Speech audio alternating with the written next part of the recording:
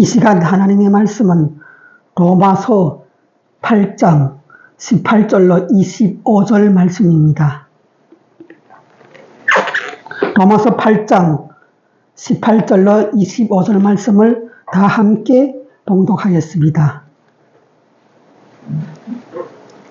생각컨대 현재의 고난은 장차 우리에게 나타날 영광과 비교할 수 없도다.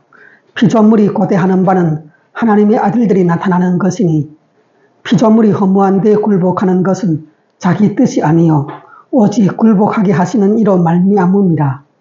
그 바라는 것은 피조물도 썩어짐의 종노릇한 데서 해방되어 하나님의 자녀들의 영광의 자유에 이르는 것이니라.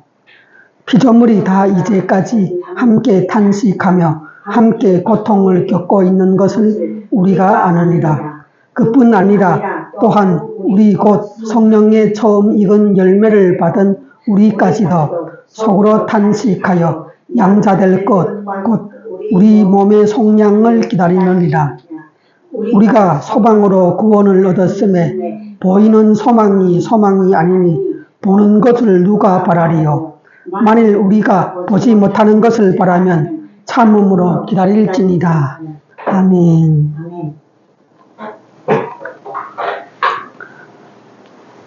지난 시간은 로마서 8장 1절부터 17절까지 했어요.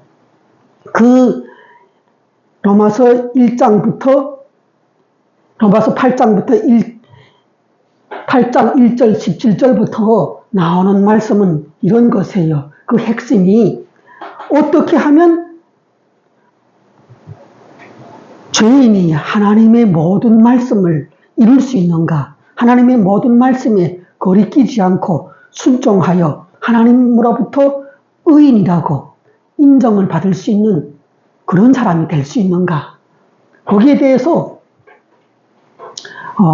말씀했습니다. 율법을 이루는 방법이 있다는 것이에요. 인간은 하나님의 법인 율법을 지켜 의로워져야 하지만 그 법을 어겨서 범죄의 결과로 사망을 받게 됐어요. 이들을 구원하기 위해 하나님께서 자기 아들을 예수 그리스도를 보내주세요. 그 예수 그리스도는 인간이 하나님 앞에 저지른 모든 범죄의 그 범죄를 일단 자신에게 다 옮겨요. 그리고 또 그렇게 해갖고 자기가 그 범죄의 결과인 사망을 또 자기 피로 피 흘리면서 그렇게 죄값을 치르게 돼요. 이렇게 하나님께서 범죄한 죄인들을 구원하기 위해서 그들의 대신 죄와 사망을 받을 희생제물을 마련하여 보낸 거예요.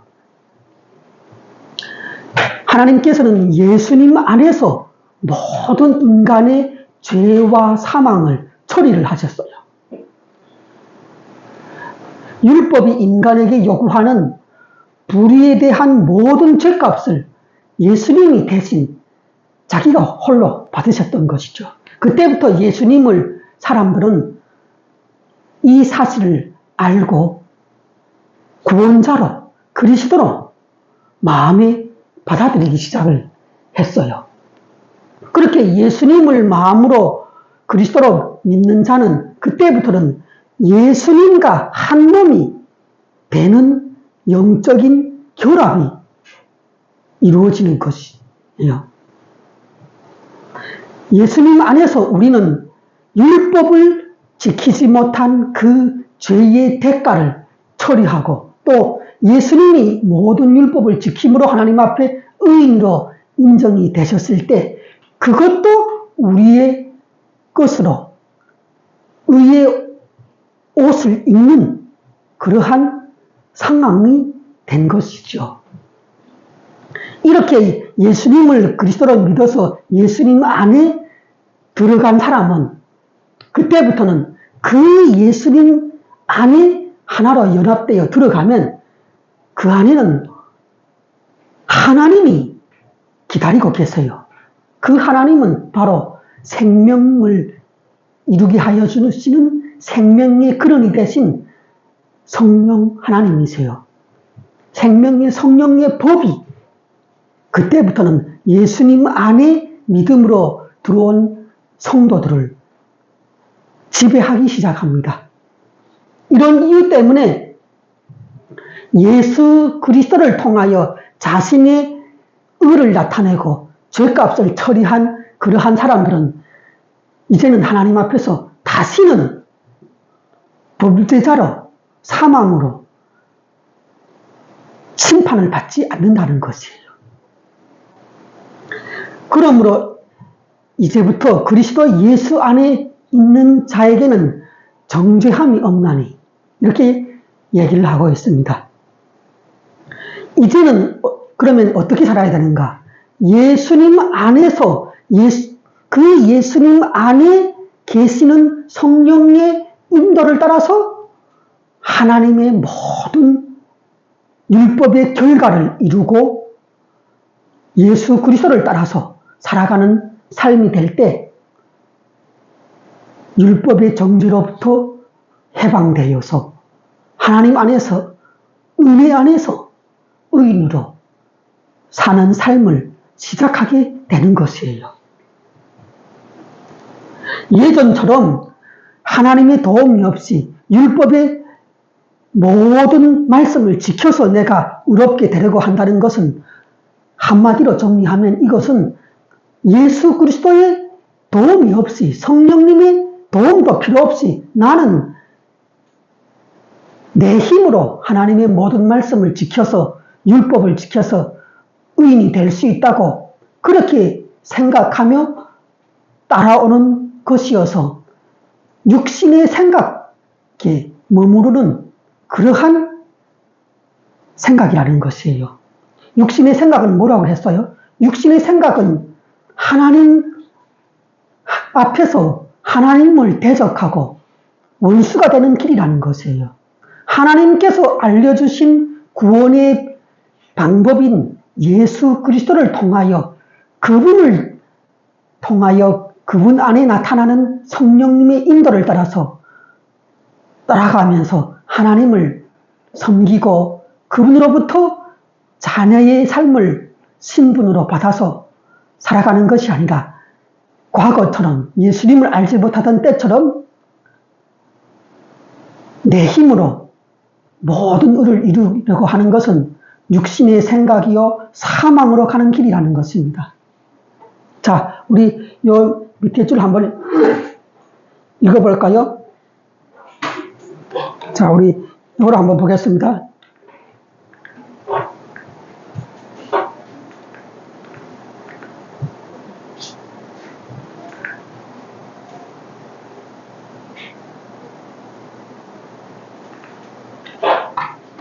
PPT가 아니니까. 자, 우리 여기서 보겠습니다. 예수님을 그리스도로 믿어 그 안에 계신 성령을 따라 살아야 합니다. 이전처럼 예수님의 도움이 없이 율법을 지키려던 생각은 인간의 육에 따르는 생각이어서 결과가 사망이지만 예수님 안에서 성령의 지배를 받는 생각은 생명과 평안입니다.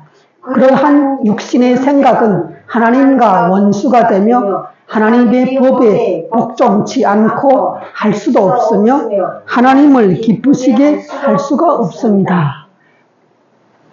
로마서 8장 17절은 이렇게 얘기를 합니다. 너희가 하나님의 자녀가 됐으면 또한 상속자, 하나님의 상속자여 그리스도와 함께한 상속자니 우리가 그와 함께 영광을 받기 위하여 그 예수님을 따라서 고난도 함께 받아야 한다는 것이에요. 우리는 예수님을 믿음으로 인하여 영적으로 예수님과 일심동체가 되었어요. 그러니 예수 그리스도께서 받으시는 하나님의 천국의 영원한 영광을 우리가 받기로 예정이 되어 있다면, 약속이 되어 있는 그러한 구원받은 자라면, 그러면 예수님께서 영광만 받으신 것이 아니라 그 영광을 이루시기 위하여 이 세상에서 살 때 십자가의 고난을 받으셨다는 거예요. 그래서 그 십자가로 가는 길을 우리도 예수님과 손잡고 함께 걸어가야 되는 그러한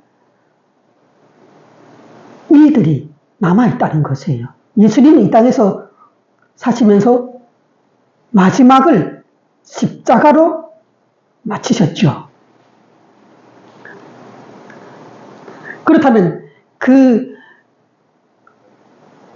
예수 그리스도와 함께 하나님의 모든 것을 상속하는 후사가 되는데, 그것은 뭔가 예수 그리스도의 모습을, 삶을 그대로 우리 삶에 재현하고 계승하는 일이에요. 이 땅에서는 예수님을 그대로 우리가 본받아서 작은 예수의 삶을 살아야 하는 것입니다. 우리가 한번 그러면 하나님이 예수님과 함께 우리에게 주실 그 상속의 내용이 어떤지를 살펴보겠습니다. 상속의 범위는 어디까지인가?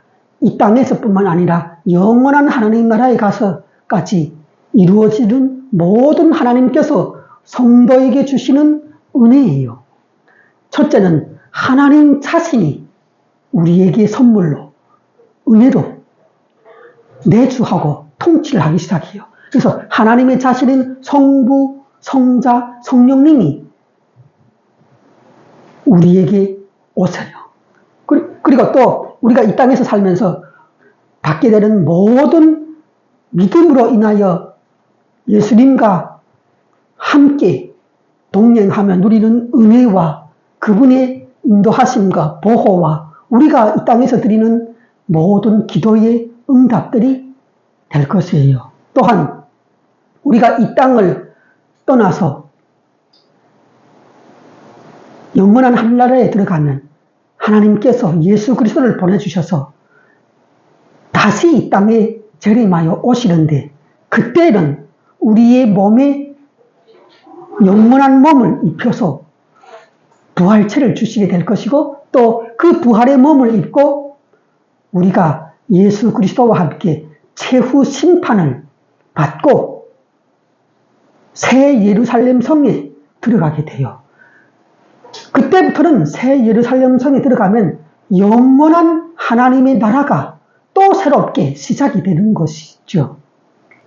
이 모든 것들이 바로 우리가 하나님의 상속자로서 하나님으로부터 받을 상속의 범위가 됩니다. 로마서 8장 18절부터 오늘 본문이 시작을 하는데, 자, 우리 한번 읽어볼까요?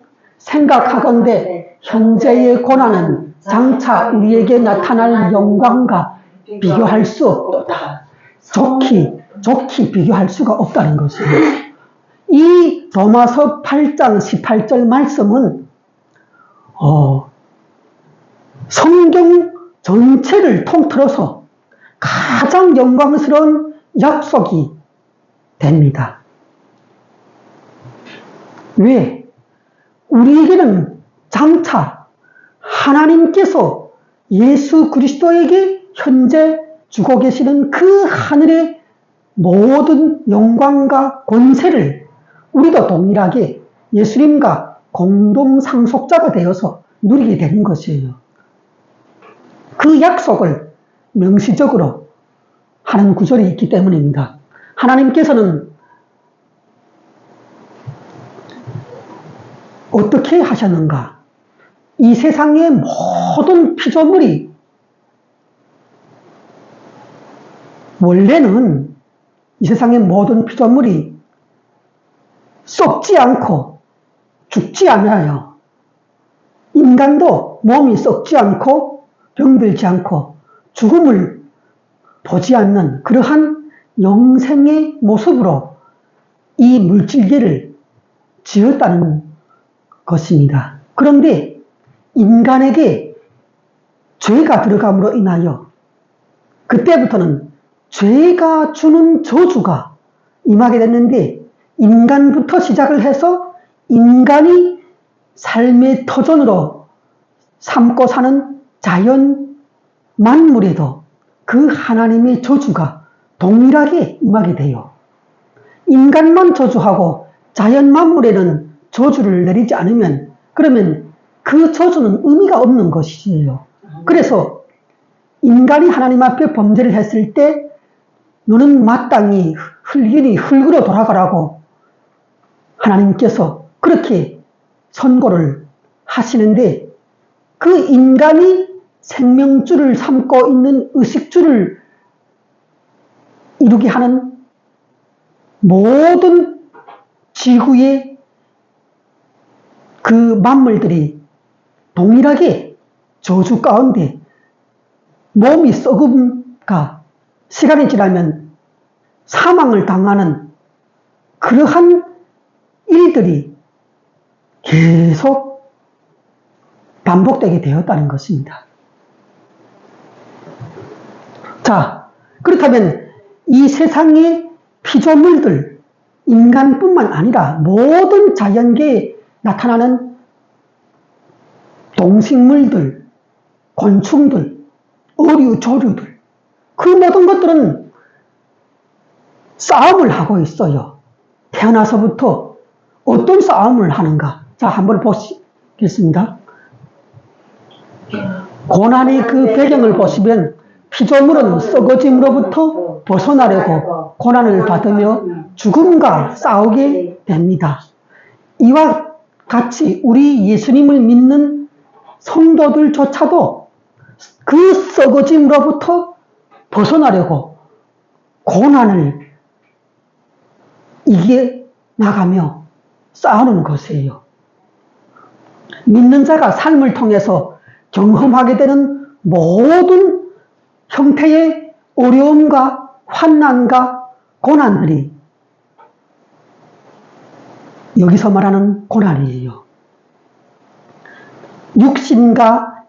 육신을 입고 이 세상에서 살면서 세상에서 경험하게 되는 모든 형태의 고난, 그것을 우리는 이 땅에서 살아갈 때 예수님이 주신 영과 진리의 힘으로 하나님께 기도하며 그러한 고난들을 극복하며 살아가게 되는데 그것을 바로 무엇이라고 이야기하는가?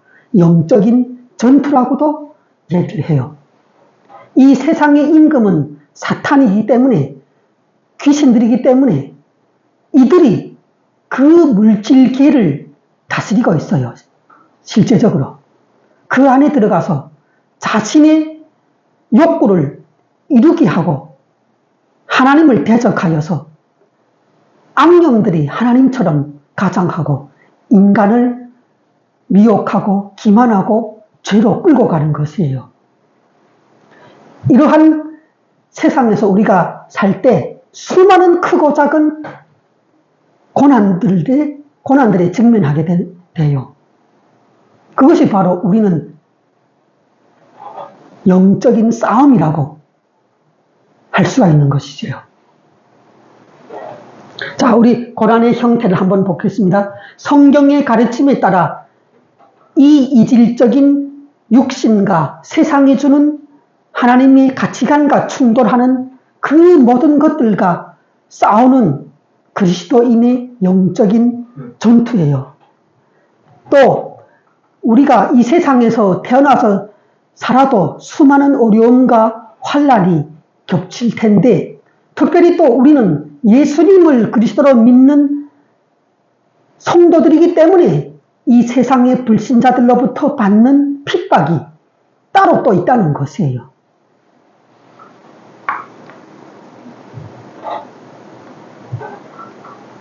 그렇다면 하나님께서 예수님을 그리스도로 믿어서 하나님의 자녀로 이 땅에서부터 영원까지 살게 되는 우리들에게 왜 이러한 고난을 다 능력으로 막아주시지 않고 그 고난을 허락해 주시는 걸까요? 자, 우리 한번 하나님께서 믿는 자녀에게 고난을 허락하시는 이유들을 적어봤는데 한번 읽어보겠습니다. 이렇게 제가 먼저 예를 들면서 할게요. 하나님께서 인간에게 뿐만 아니라 믿는 자에게도 동일하게 그 고난을 주시는데 믿는 자로서 특별히 또 받을 고난들이 있어요. 그것은 이렇게 비유를 들 수가 있는데 한 아버지에게 아들이 있어요. 그런데 아버지가 이 아들에게 큰 재산을 넘겨주려고 해요.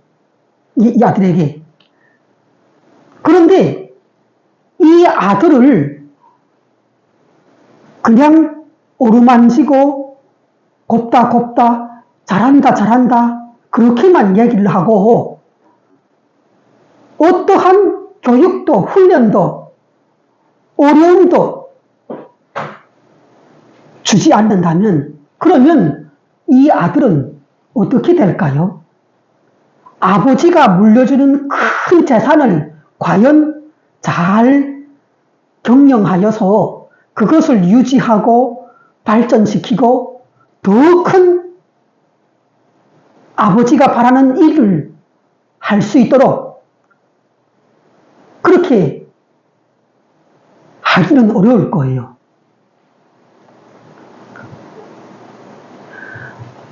아버지는 아들에게 자신을 배워서 그 자신의 일을 기업을 계승해 갈 수 있도록 아들을 훈련시키려고 하는 거예요. 말하자면 그 아들이 자기의 모든 노력으로 아버지의 뜻을 알고 아버지의 원하는 그러한 기업을 능히 받아서 경영할 수 있는 그러한 현실에서의 고단한 훈련을 주려고 한다는 거예요. 그것이 바로 믿는 자녀에게 하나님께서 고난을 허락하시는 이유가 될 것입니다. 자, 우리 한번 여기 읽어볼까요?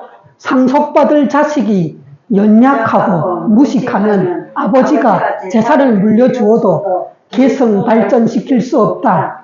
환난에서 살아남는 지식과 극복 과정이 필요합니다. 아버지의 뜻을 알고 영적인 세계를 알고 저가를 구분하고 대적자가 누구인지도 파악하고 나의 사명을 알고 어떻게 살아야 할지를 배우고 겪고 관련 지식을 쌓고 그리스도의 지혜를 터득하고 고난과 맞서 싸우고 또 대인관계를 이루고 용기를 갖고 인내하며 강인한 자로 경영자로 자신을 지키고 무장하고 또 수익을 내고 성공할 수 있는 그러한 발판을 아들은 마련해야 하는 것이에요.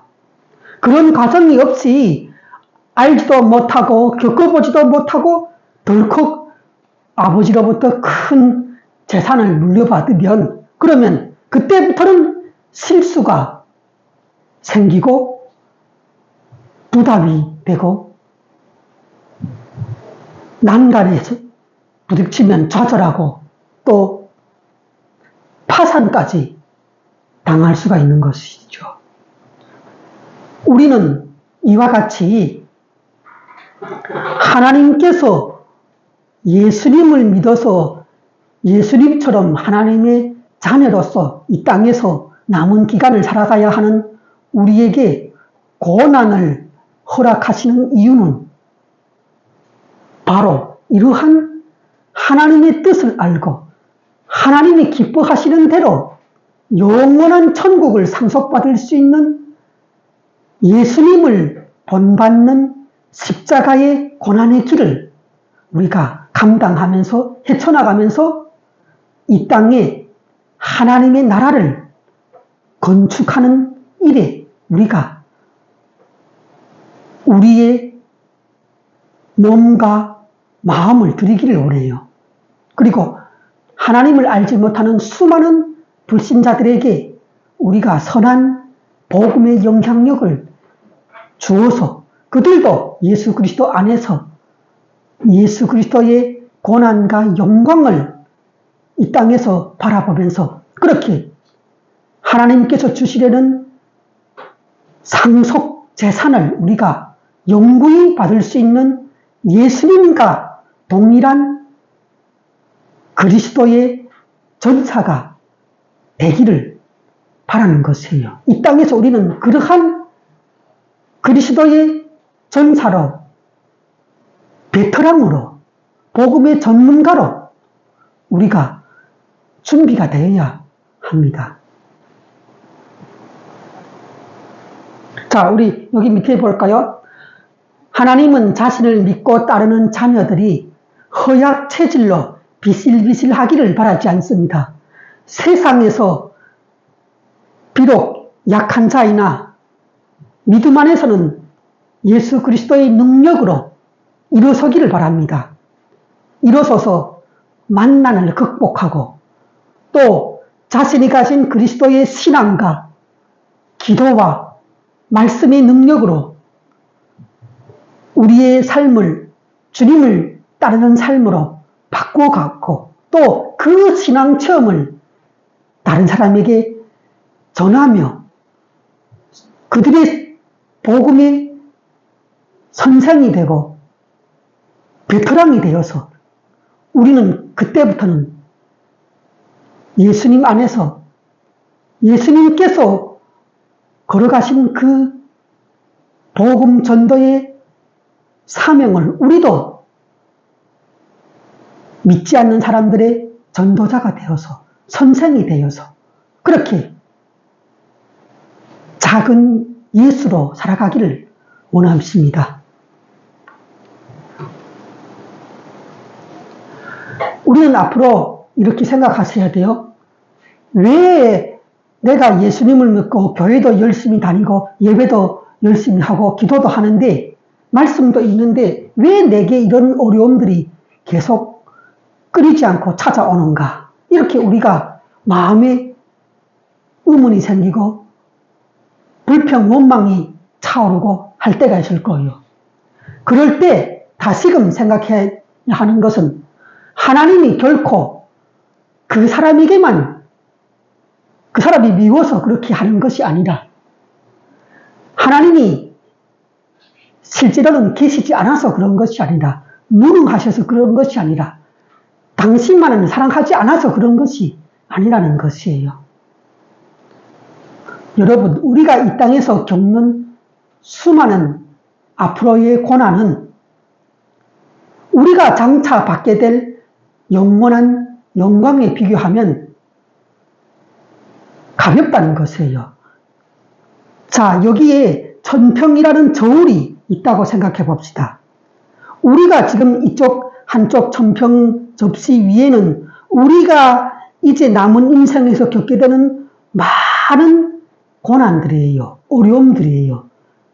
예수 그리스도를 믿음으로 인하여 거룩하게 살려고 하는 자들이기 때문에 이 세상이 주는 고통과 불이익과 또 지어는 회사에서 쫓겨나는 것과 또 죽음까지도 당할 수가 있다는 거예요. 이 세상에서의 고통이. 그런데 다른 천평저울 접시 위에는 무엇이 있는가? 우리가 예수님과 함께 영원한 새 예루살렘 성에 들어가서 하나님을 아버지로 모시고 예수님과 함께 영원한 천국에서 영광의 몸을 입고 살게 돼요. 그렇게 됐을 때 이 두 가지를 천평이라는 저울에 달아본다면 우리가 이 땅에서 이제 40년, 50년 받게 될 그러한 인생의 고난은 영원한 하늘에서 누리게 될 천국의 영광에 비교하면 아무것도 아니라는 거예요. 오히려 이 고난이 저 영원한 영광 때문에 깃털처럼 가벼워진다는 것이에요.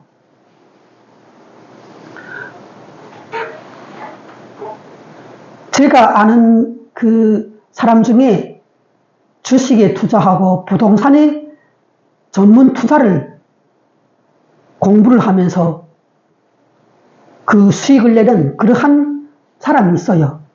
그런데 그 사람을 내가 만나보니까 열심히 주식 투자 공부를 하고 부동산 관련 공부를 하고 있는데 그가 열심히 시간을 내어서 공부를 하고 고심하고 알기를 애쓰는 것이 무엇인지 아세요? 어디에 내가 투자를 하면은 확실하게 큰 이익이 날까? 이것을 바로 알기를 원하는 거예요. 그것 때문에 열심히 공부를 하고 애를 쓰는 것이에요. 사람이 그것만 분명하게 불확실한 미래 중에서 깨달을 수가 있다면 그러면 누구나가 다 부자가 되는 거예요. 이 세상에 누구나가 다 어디에 내가 내 돈을 투자했을 때 확실하게 큰 이익이 날 것이다. 요 분명한 이익이 날 수 있는 투자처만 내가 짚어낼 수가 있다면 그러면 그 사람은 일확천금은 그리 어려운 일이 아니라는 것이에요. 그런데 우리는 어때요? 우리 인생을 어디에다 투자를 하기 시작했어요? 바로 하나님이신 예수 그리스도 안에 우리가 우리의 전 인생을 투자를 했어요.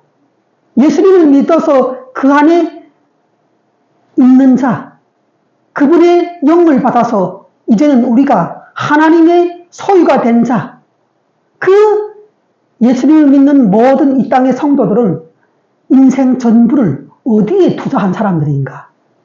예수 그리스도 안에 투자한 사람들이라는 것이에요. 이렇게 우리는 투자를 했는데 분명하게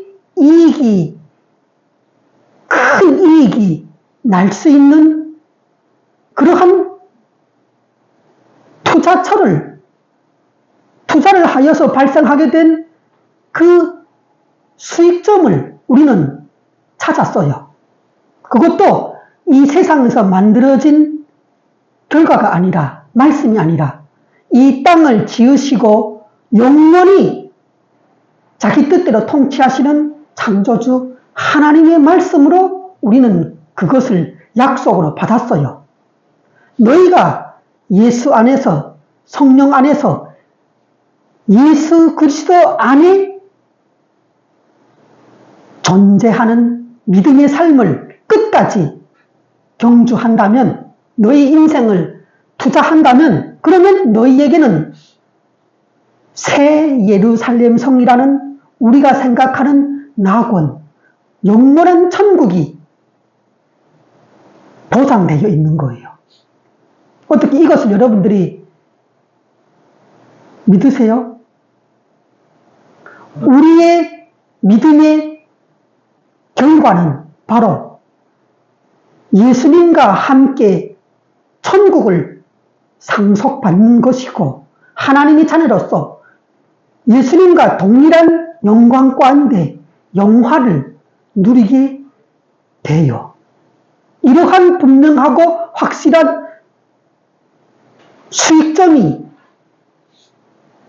이 땅에 있다면 여러분들은 끝까지 그곳에 우리의 영혼육 인생 전부를 그리스도 안에 던지면서 그분 안에서 예수님을 따르는 제자의 삶을 능히 고난을 이겨내며 살다가 예수님처럼 우리도 십자가에 못 박혀서 주님께 거룩한 산제물로 드려지는 그러한 매 순간의 삶을 살 수가 있을 거예요. 자, 다시 한번 이거 투자자가 있다면 그의 가장 큰 숙제가 무엇입니까? 이익이 확실한 곳에, 이익이 최고인 곳에, 그것이 어디인가 하는 것을 아는 것이 핵심입니다. 내가 만약 이 땅에서 살면서 그것을 발견할 수가 있다면 수익은 따놓은 것입니다. 이미. 그것을 알려고 지식을 쌓고 인간관계를 넓히고 평생을 학교를 다니며 대학을 다니며 또 회사의 경력을 쌓게 됩니다. 그러나 이 땅에서 인간들이 얻으려는 모든 이익과 수익은 불확실한 미래 때문에 보상을 받을 그러한 보상이 없어요. 미래는 불확실한 거예요. 그렇지만 천지를 지으시고 그 안에 만물을 지으신 창조주 하나님이 그 불확실한 미래 가운데 영원한 확실한 큰 이익을 준비를 하셨다는 것입니다. 미래에 분명히 천국이라는 큰 보화가 우리 앞에 하나님으로 인하여 준비되어 있다면 우리는 그 천국이라는 이 땅에서 기대할 수 있는 그 보화를 향해서 우리의 인생을 고난 가운데 능히 고난을 이겨낼 수 있는 그러한 과정 가운데 우리가 헤쳐나갈 수 있지 않을까요? 자, 읽겠습니다. 현재의 고난은 손해는 그 영광의 나라에 비하면 깃털처럼 가벼워질 것입니다. 현재의 고난과 우리가 예수님을 믿음으로 인하여 사는 모든 희생과 손해는 영광의 그 나라의 가치에 비하면 깃털처럼 가벼운 그러한 것들이 될 거라는 거예요. 자, 한번 읽어보겠습니다. 예수님을 진정으로 믿는 자는 그분이 주시고자 하는 풍성하고 영원한 삶을 위해 그것과 대치되는 이 세상의 풍속과 하나님을 대적하여 일어서는 모든 우상들과 싸워서 이기려고 할 겁니다. 하나님의 뜻에 대적하는 모든 것을 예수 그리스도의 통치하에 우리는 가져와야 되는 것이에요. 그렇게 재해석해야 되는 것입니다. 우리가 살고 있는 이 세상은 인간의 원죄와 끊임없는 그 자범죄의 결과로서 부패하고 소멸을 당하게 돼요. 우리는 어떻게 이 땅에서 살아야 하는가? 예수 그리스도를 믿어서 그분하고 일심동체가 된 예수 믿는 사람들은 죽음 뒤에 다가오는 영원한 세계를 위해 오늘의 손해를 감수할 수가 있어야 돼요. 우리가 남은 인생길은 어때요? 수많은 형태의 하나님의 뜻을 따르라고 선택하는 그러한 수많은 선택들이 놓여 있어요.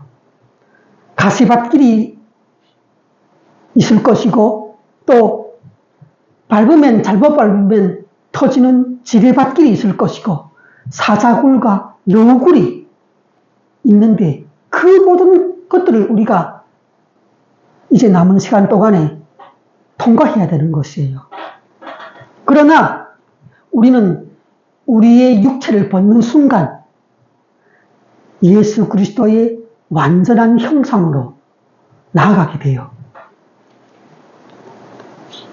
우리가 이 땅에서 예수 그리스도를 섬기면서 가다가 어렵다고 멈추거나 후퇴하거나 그분을 믿는 길에서 배신하면 안 되는 거예요. 네.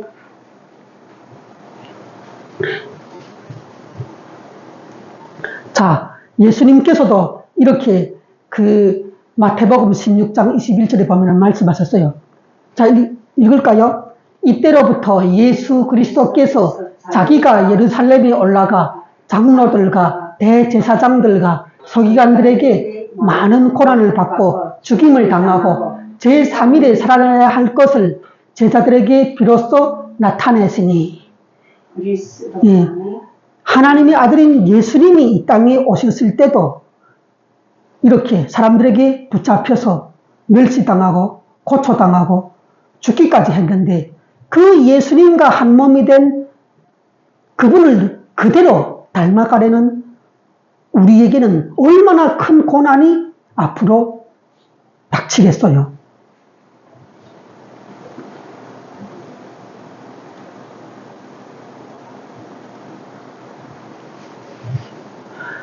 그런데 문제는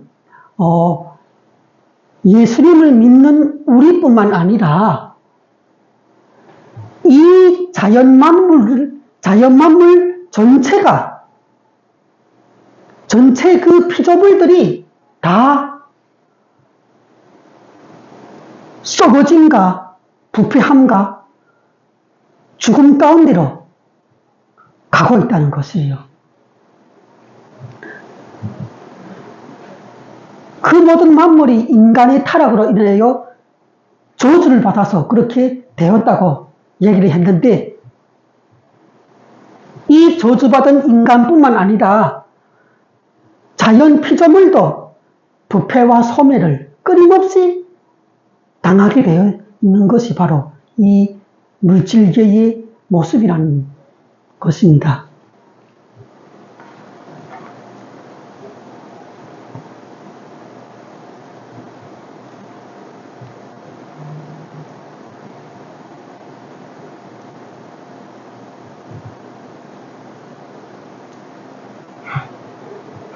그러다 보니까 이 세상에는 세 가지 탄식이 있어요. 모든 피조물들이 부패와 죽음으로 일생을 마치기 때문에, 그렇기 때문에 그들이 바로 탄식한다는 거예요. 그리고 또 예수님을 믿는 그리스도인들도 자기들의 몸이 영원하지 못하고 질병과 장애와 문제에 봉착할 때마다 이 육체가 계속 사람을 힘들게 하는 거예요. 그래갖고 이 그리스도인들도 이 몸을 언제면 예수님과 같은 그러한 영원한 영생의 몸으로 바꿔주실까 하고 기다리게 되는 거예요. 그래서 피조물도 썩음과 죽음 상황에서 구원받기를 탄식하고 있고, 그리스도인들도 썩음과 죽음 가운데서 탄식하고 있고, 이러한 상황에서 우리에게 오신 성령 하나님도 그러한 상황에 대해서 또 탄식을 하게 된다는 거예요.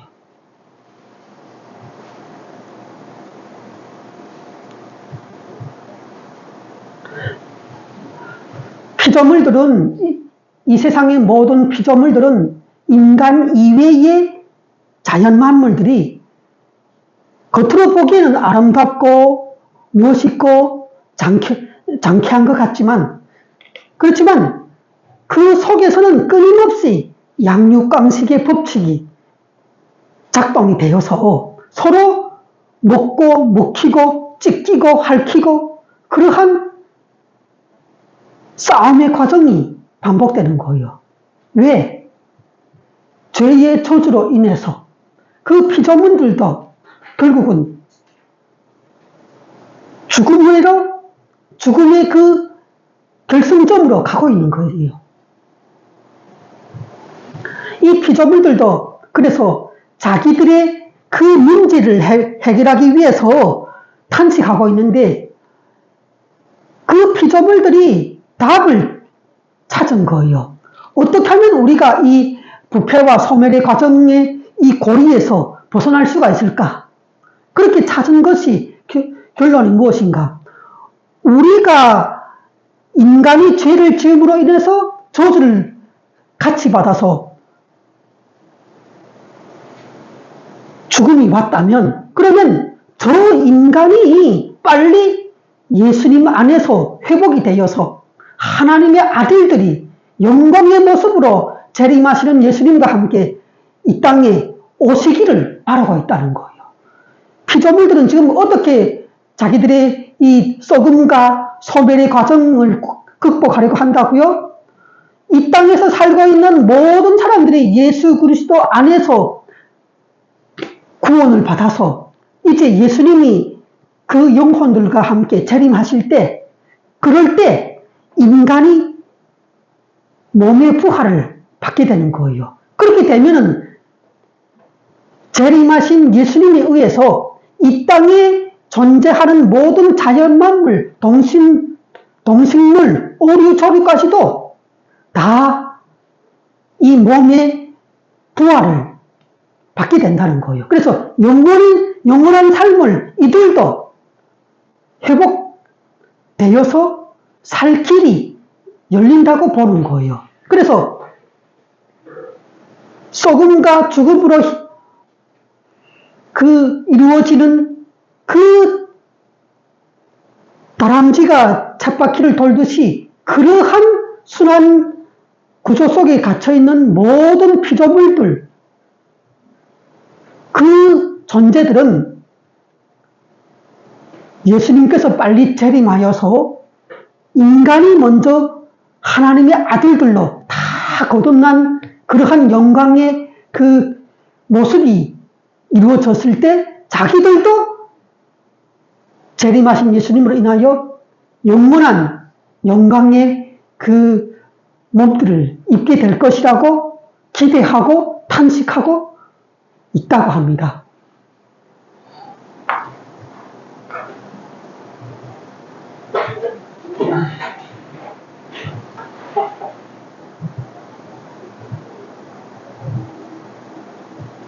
자, 그러면 우리가 한번 여기를 보겠습니다. 그뿐 아니라 또한 우리 곧 성령의 처음 익은 열매를 받은 우리까지도 속으로 탄식하여 양자가 될 것, 곧 우리 몸의 속량을 기다리느니라. 이 속량이라는 말이 뭔가? 우리 몸을 대신하여서 죄의 값을 다 치르신 예수 그리스도의 그 영원한 몸으로 인하여 우리도 예수님의 몸처럼 그렇게 속량받은 몸으로 영원한 부활의 몸을 입게 되기를 바란다는 거예요. 이 예수님을 믿은 사람들은 하나님 앞에서 양자가 돼요. 양녀가 돼요. 이 양자, 양녀의 그 모습은 어떤 것인가? 완전한 모습은 우리의 이러한 혈과 육으로 이루어진 육체가 아니라 영원한 하나님의 나라에 들어가서 살 수 있는 그러한 부활의 몸으로 바뀌는 것이 바로 양자의 조건인 거예요. 그런데 우리가 아직 그것을 이루지 못했죠. 그런데 이러한 죄로 인하여 분명히 죽는 이러한 인간의 몸임에도 불구하고 이 안에 바로 영원한 생명의 씨앗이 들어와 있는 거예요. 그것이 바로 하나님의 영인 성령님인데 이 성령님으로 인하여 우리가 결국은 예수님을 무덤에서 살려내신 그 그리스도의 영으로 인해서 우리도 장차 그 예수님의 몸에 계시던 성령님으로 인하여 우리의 몸도 동일하게 부활하게 되는 것이에요.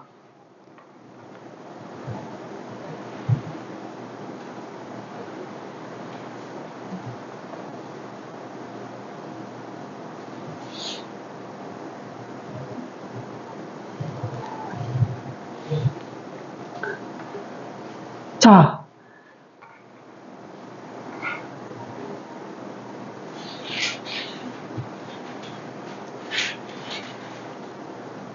자, 우리 그 성경에 나타나 있는 부활의 약속이 담겨져 있는 그 구절을 한번 읽어보고 넘어갈게요.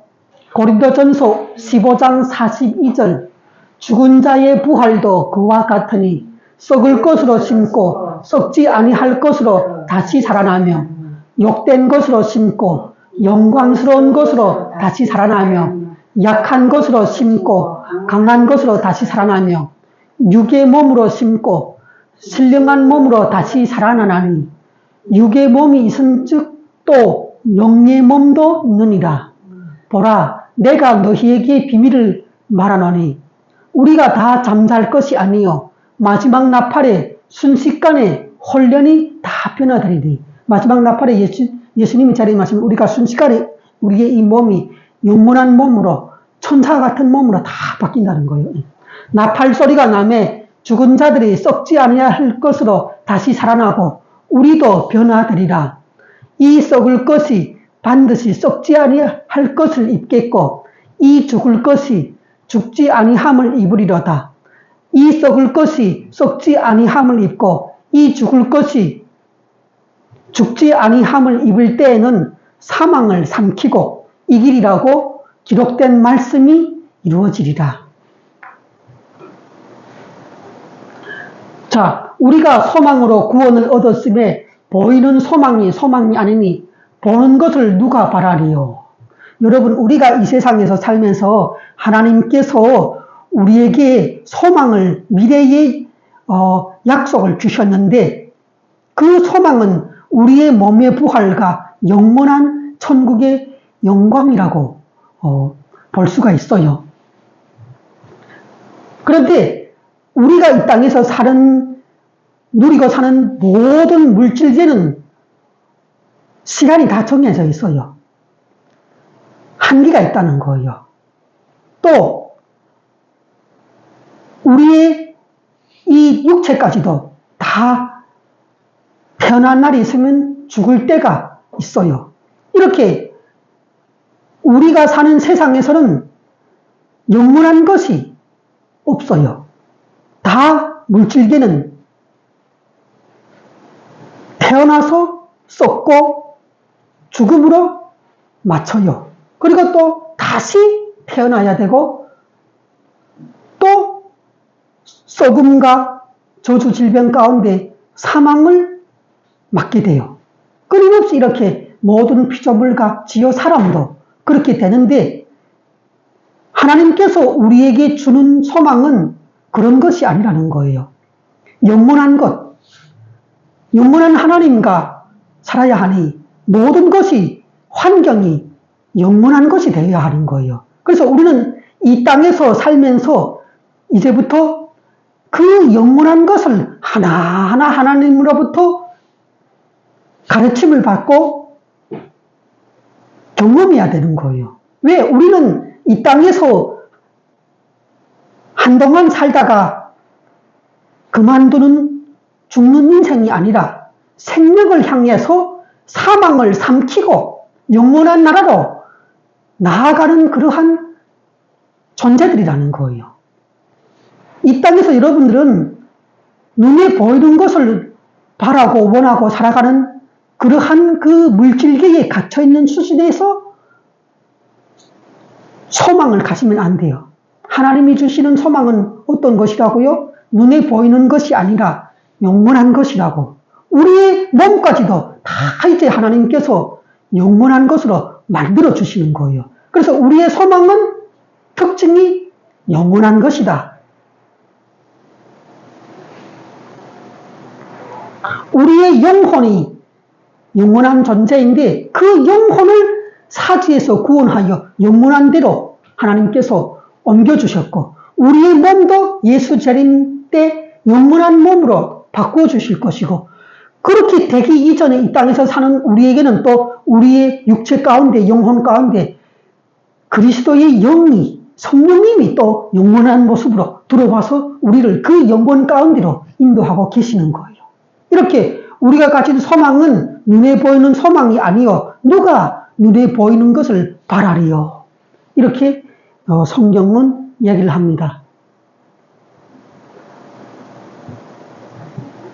자, 로마서 8장 25절을 보시면 만일 우리가 보지 못하는 것을 바라면 어떻게 해야 되는가? 눈에 아직 보이지 않으니까 우리는 지금 물질계에 살고 있으니까 참고 인내하면서 견디면서 고난을 이기면서 기다려야 한다는 거예요.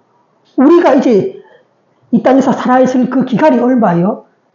40년이에요? 50년이에요? 그렇게 할 때까지 우리는 끝까지 예수 그리스도 안에서 신앙을 잃지 말고 환난을 이겨내며 예수님의 형상으로 다듬어져 가야 되는 거예요.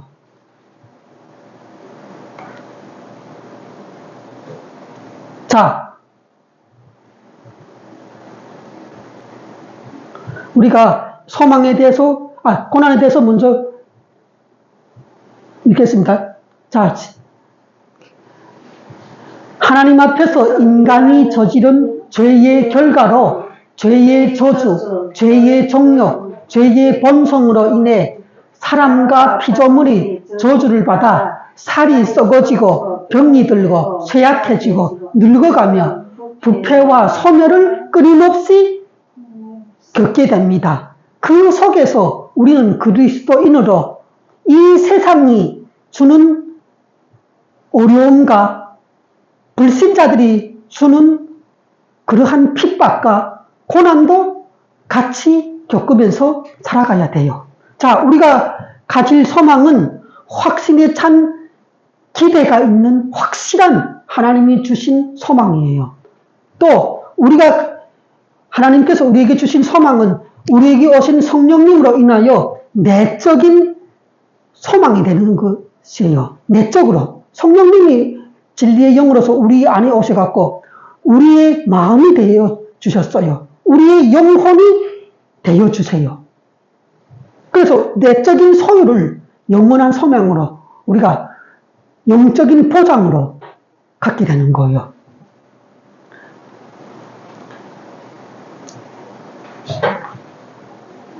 하나님께서는 우리 눈에 보이는 것에 의해서가 아니라 우리의 영원한 소망에 의해서 우리를 구원으로 인도하기를 원하세요.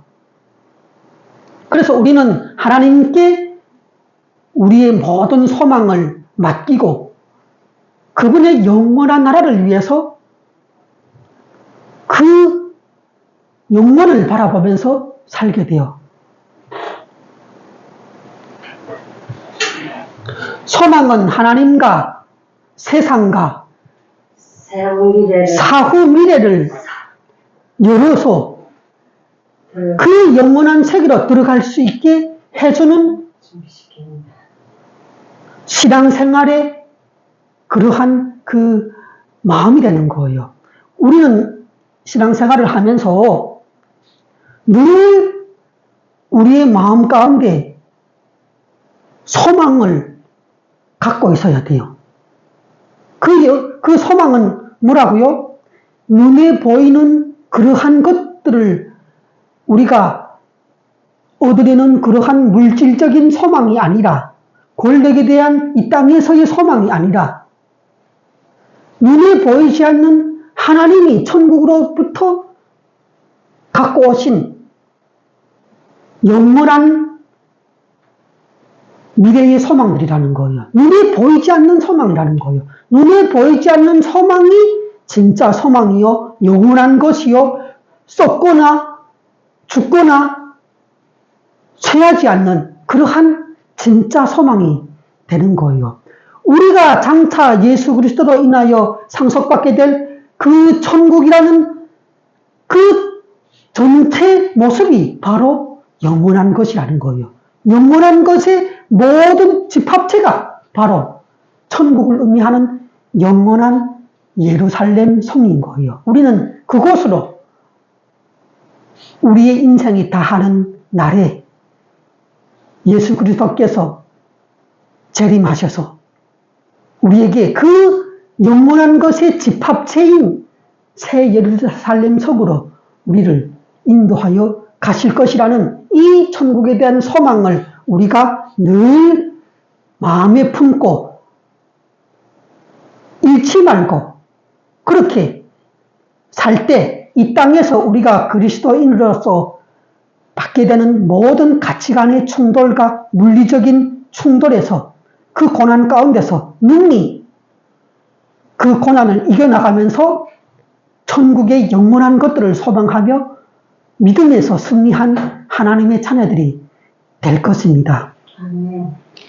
자, 우리 찬송가 부르면서 다음으로 이어가겠습니다. 찬송가 9장을 부르시겠습니다. 찬송가 9장 하늘에 가득 찬 영광의 하나님.